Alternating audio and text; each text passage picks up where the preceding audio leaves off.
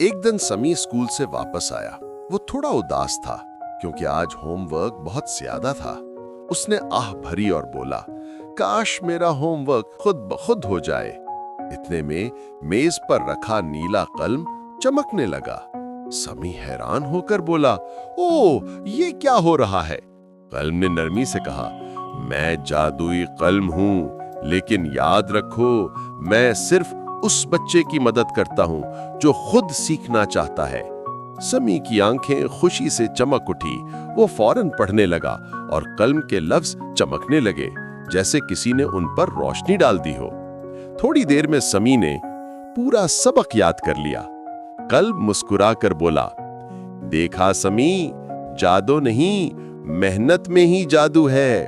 समी खुशी से हंसा और बोला, अब मैं रोज खुद पढ़ूंगा, क्योंकि सीखने में ही असल जादू है।